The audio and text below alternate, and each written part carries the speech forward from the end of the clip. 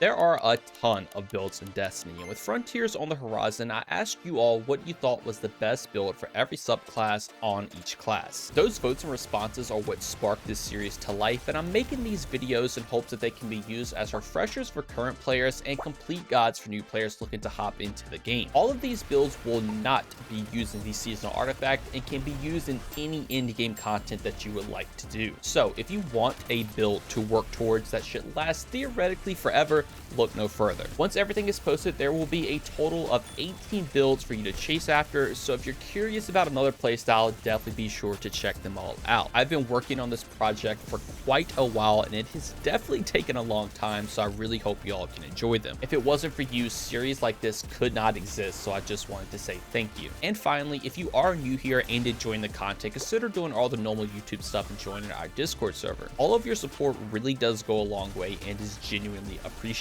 But without further ado, thanks for clicking on the video, and let's jump right into the build. All right, everyone, in this one, we're going to be taking a look at the Void Titan. This was going to have somewhat of a similar playstyle as the Void Warlock, but in all honesty, when it comes to survivability, this one is for sure better. Straight up, it is almost impossible to die with this build, and I'm not just saying that to say that. As you can see from this gameplay, you can tank almost every single bit of damage, even in something like a GM. On top of that, most tanky builds you would think are going to be more passive, but with this one, it is a very aggressive build. You want to get into the fight, keep using your grenade ability over and over again, constantly killing enemies with it, constantly blocking damage, and also constantly creating new buffs. Alright, so jump right into it. I think we should first start off taking a look at the main synergy here. First off, we need to look at Unbreakable. Hold to summon a Void Shield that draws hostile fire and blocks a portion of incoming damage, gradually draining your grenade energy and granting an overshield over time. Releasing the grenade input or running out of energy releases a frontal blast from your shield that deals increased damage based on how much damage was blocked. Combatants that come in contact with the shield are temporarily disoriented. Now, obviously, that has a lot going on for it, but we can further increase that with our exotic, and that's going to be Ursa Furiosa. This has the exotic perk Ursa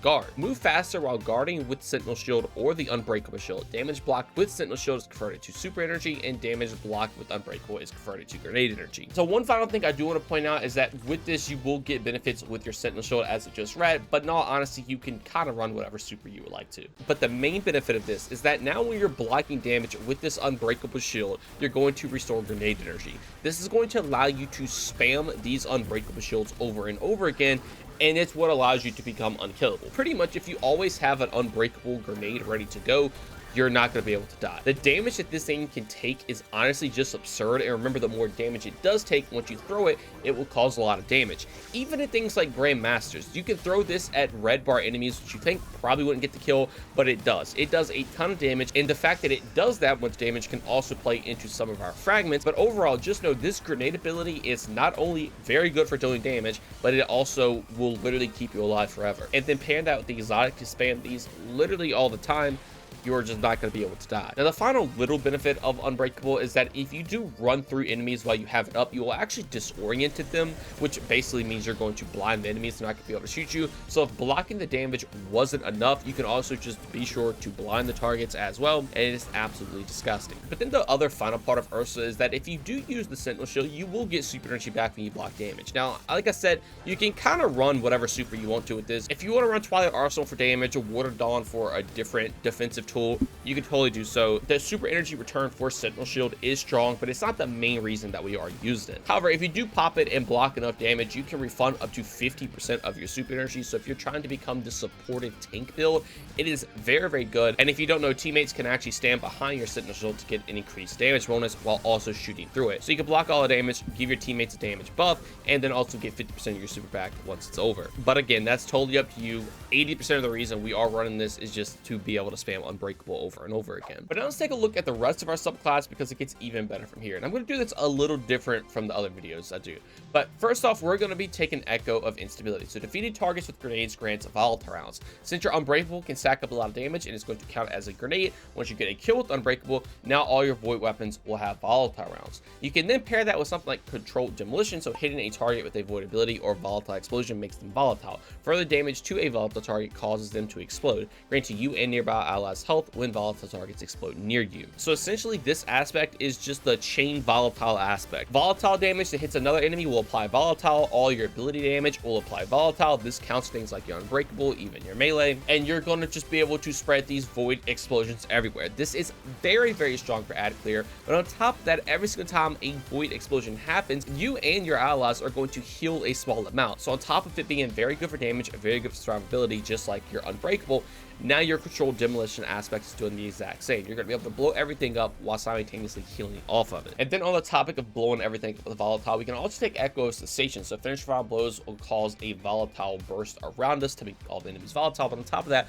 whenever defeat a volatile target will make a void breach. Void breaches are very, very good. Not only is it going to grant you extra class ability energy, and I like run Tiny Barricade with this because it is more of a defensive style build, but if you want to run Rally Barricade, you totally can. But void breaches will also play into our other fragment, that's Echo of Starvation. So whenever we pick up a void breach or an overpower, it grants us Devour. So we're going to be able to make void breaches everywhere because of Cessation. We can also just make orbs everywhere with some of our armor mods. Now we're going to get Devour. If you don't know, Devour is going to make it so every single time you get a kill, you will heal and also refill some grenade energy. This is obviously very good for survivability because obviously getting health back, pairing that with controlled demolition health from the volatile explosions, you're pretty much healing to full every single time you get a kill. But on top of that, you're getting grenade energy back, which in return means you can throw your unbreakable even more. Pairing that with the exotic that we are running, you quite literally will have unbreakable up 100% of the time. And then for the final stuff, I just like running Echo of Reprisal because I will get bonus super energy when I get final blows while I'm surrounded. Since you can kind of spam your super with this build, and the whole point is being aggressive anyway, you're going to be up in the fight. You're going to be able to proc this pretty regularly, which is nice. And then for the other stuff, I just run Scatter Grenade because it does have the lowest grenade cooldown. And then also Shield Blast simply because of the movement tool. But if you want to run Shield Throw, you can. But I just like Shield Blast because one, it can suppress targets, which is good. But on top of that, you can again just move quicker with it. And then, like I said earlier, the class ability in super is totally up to you. If you want to run Rally or you want to run a different super, you can totally do so. Just know the main synergy of the build is going to be Unbreakable and blowing everything up with volatile, getting all the other buffs. Now for the weapons with this build, you are for sure going to want to run at least one void weapon. That is simply because of Echo of Instability, because we will get volatile rounds. Now you can run absolutely any void weapon, but I do want to give an honorable mention to Slayer's Fang, or honestly just any other void shotgun. But Slayer's Fang is just absurd with this. Basically, you can get a kill, you send all these other sub munitions that can also apply volatile. It does a large amount of single target damage, it does a large amount of ad clear, and it's very, very good. But again, you can run a primary weapon. Right here I have a Doom of Challenges, but obviously this could be any primary weapon, an SMG, hand cannon, anything of the sort. You could also run an area denial grenade launcher. All of these are going to be very good. Just any void weapon that's going to be used for ad clear to pair with Echo of Instability will just absolutely demolish everything, because again, this volatile you're creating from the weapon is also going to spread with controlled demolition. And then for the other two, it's honestly up to you. If you want to run a void power weapon, you totally can. It's not the most necessary, but just know that if you do run a void power weapon, you will get extra damage because of Echo of Instability. And now for the stats, definitely go with the 100 resilience, because this is going to give you 30% damage reduction on Titan, and also gives you class ability cooldown, so getting your barricade back a lot faster is going to be nice. Next up is going to be 100 discipline, obviously because we want to spam our unbreakable grenade as much as possible. That once again is going to allow us to literally never die. And then for the final stats, I just threw it in intellect because Ursa can play off of your super energy, but in all honesty, you can throw it wherever you want to. If you want more recovery, you can, but you don't really need recovery because you have Devour and controlled demolition. You could throw it into strength to get your melee energy back, but again, I mainly just use this as a movement tool, so I don't need the melee that much.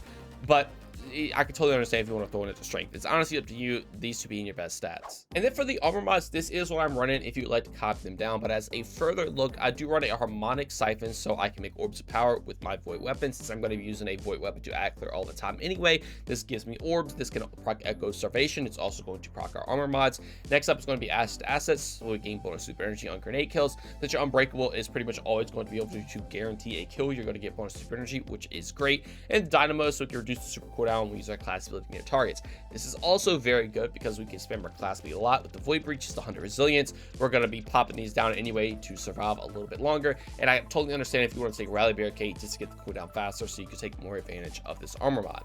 Now, next up is going to be harmonic loader, so it can increase your low speed of void weapons. Again, a no-brainer to take because we're taking void weapons. And then next up is bolster detonation and momentum transfer. So when we cause grenade damage, we're going to get class ability energy, and we're also going to get melee energy. Since we can spam our grenade all the time because of Devour, our exotic, 100 discipline, this just helps get our other stats up so we can spam our class ability and melee a lot more. Now for our chest piece, always go with resistance mods. Just swap these out whatever content that you are going into. And then for my boots, I do like to take a innervation, orbs restoration, and an absolution. All three three of these are going to give ability energy back whenever I pick up an orb of power. So interface grants grenade energy, orb's restoration gives me energy to my least cooldown ability, then absolution gives me cooldown for everything. So overall, this is going to give you a large amount of grenade energy back pairing all three of these together, but you're also going to get energy for your other two abilities as well.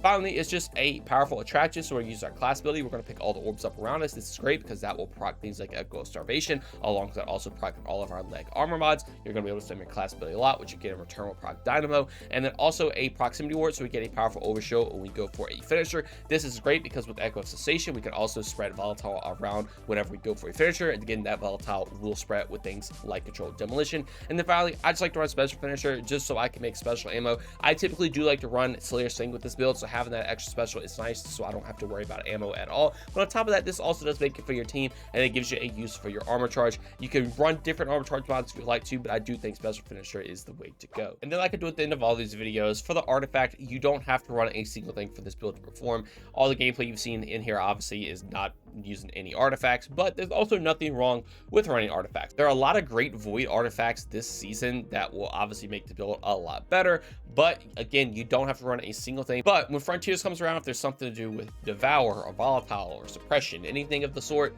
definitely be sure to come in here and click on these, and you're going to make this already disgusting build even stronger. And then for the absolute final part of the build, this is the Transmog I'm running. Now I'm going to be completely honest with you guys. I'm going for full Amethyst Veil shader. That's kind of been the whole theme with this whole series. I try to use the same shader for all three of the builds, but Amethyst Veil just does not shade super well with Ursa. Even if you don't use the ornament, like this exotic is awful at shading. But overall, I think it turned out looking okay. I tried to take advantage with this, you know, white fur part with something like the cloak. The cloak kind of changes colors as you move it. Obviously, I'm going for again for that dark void theme look here, and the rest of the armor does look like that, but the Ursas, they just don't shade that well, man. But overall, I still think it turned out looking pretty cool, and if you want to make your Titan look like this, definitely be sure to copy it down. That's going to do it all for the Void Titan. If you want a build that's super aggressive, that also makes you extremely hard to die, while also being a ton of fun because you can just blow everything up in Volatile, this is for sure one you want to play. On top of that, it has great team synergy if you build into it, but there's totally nothing wrong with just doing some solo-based stuff because it is still very good at that. But as always, if you were a veteran player and watched this all the way through, I truly appreciate it and hope you learned at least one thing new. And if you're a new or returning player, I wish you all the best of luck of putting this build together for yourself. Anyways, that's going to do it all for me. I want to thank you all so much for watching, and I hope you all have a great day. Peace.